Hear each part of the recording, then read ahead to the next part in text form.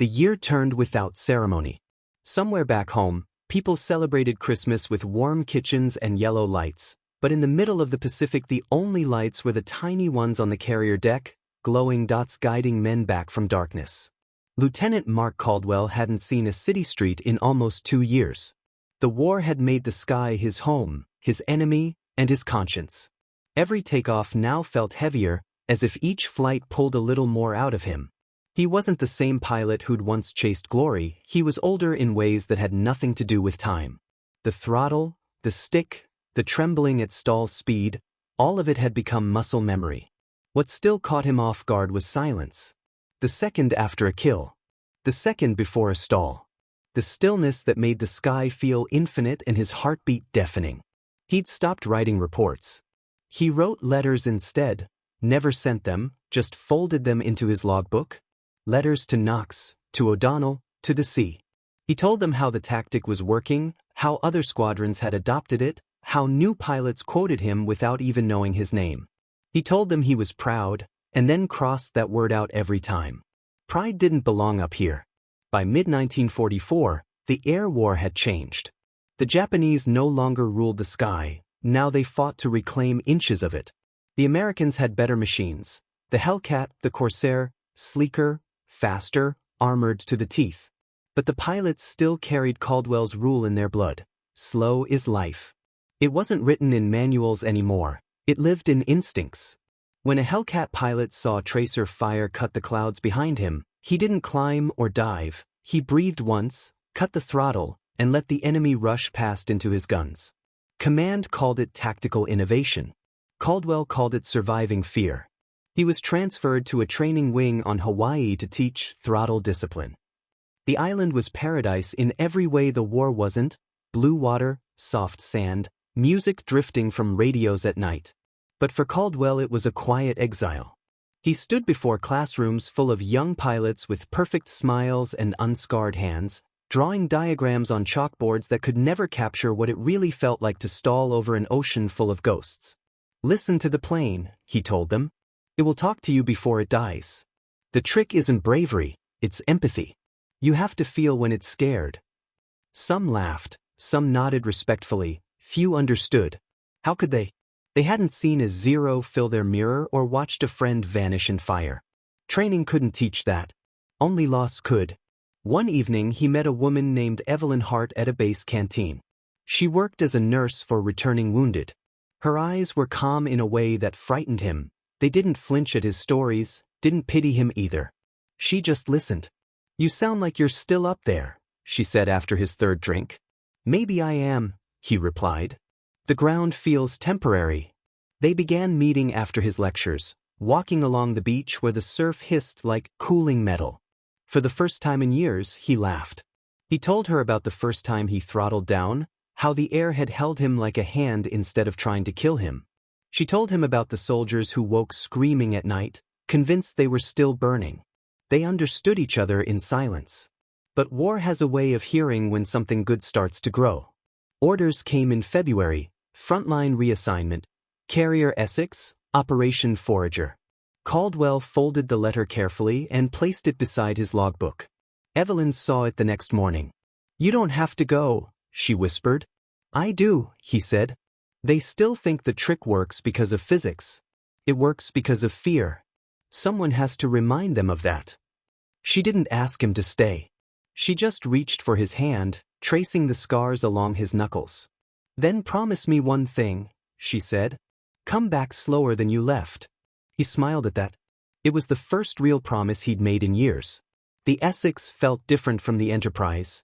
Newer, larger, more mechanical.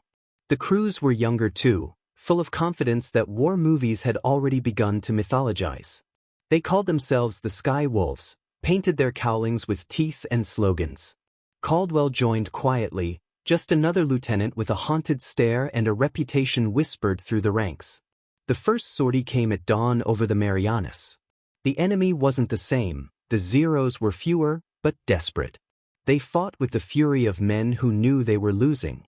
Caldwell led a flight of Hellcats this time, powerful beasts that could outclimb anything. Yet when the fight began, instinct took over. He felt the old rhythm returning, The pull of gravity, the scream of engines. A Zero locked on his tail, guns blazing. He smiled inside his mask. "Let's see if ghosts still learn," he muttered, and pulled back the throttle. The Hellcat bucked, nose trembling, almost shaking apart. The Zero, still charging, shot past at 400 miles per hour, unable to brake. Caldwell rolled once, lined up the shot, and fired. The enemy burst into orange light. He felt no triumph, just the same old silence. When they landed, the younger pilots crowded him. "That was beautiful, sir," one shouted. "How the hell did you time it?" Caldwell removed his helmet, sweat dripping down his temples. "I didn't time it," he said. "I listened." Word of his return spread fast. The squadron began calling the maneuver the Ghost Turn. Reporters embedded with the fleet wanted interviews, photographs, quotes about bravery. Caldwell refused them all. The trick wasn't about heroics, it was about surrender. It was about admitting you were small enough to stop fighting gravity and let it hold you for a second. One night, Haynes visited the carrier. He was a captain now, older, slower, carrying more medals than he wanted. They sat together in the ready room, a bottle of rye between them. "You did it," Haynes said. "The tactic's everywhere now. Even the Brits are using it in the Channel." Caldwell stared at the tabletop. "And yet they still die. That's war." "No," Caldwell said quietly. "That's momentum. It doesn't stop until we make it." Haynes studied him for a long time. "You ever think about after?" "After what?" "The war." Caldwell laughed softly. "Haven't decided if there is one." Months blurred. Missions bled together. Takeoff, sky, stall, return.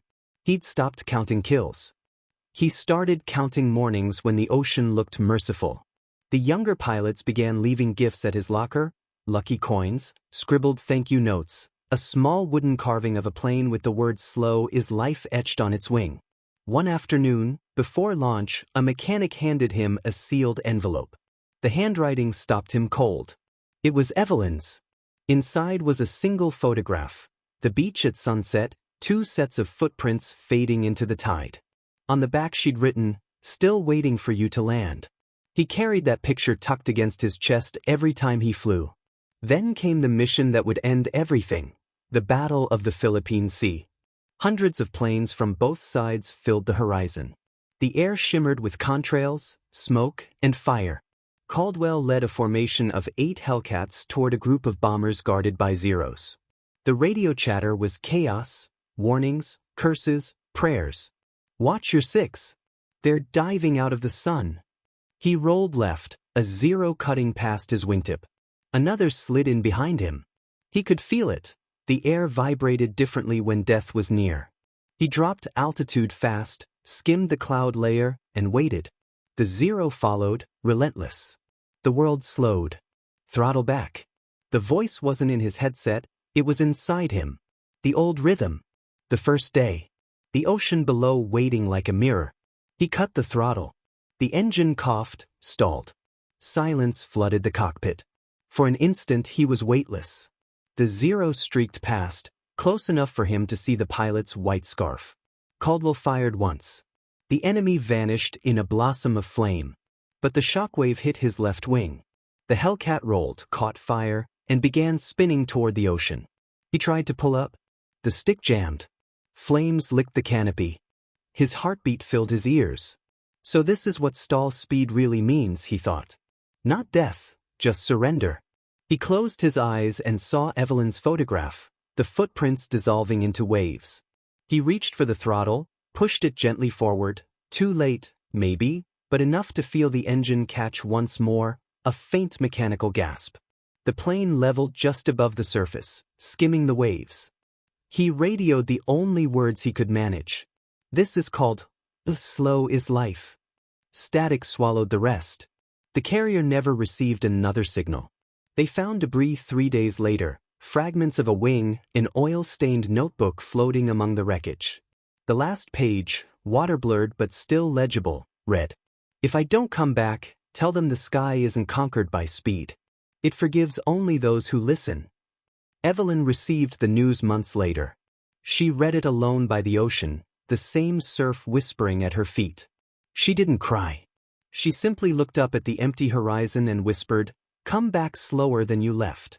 And for a moment, just a heartbeat, the wind above the water sounded like an engine throttling down to stall.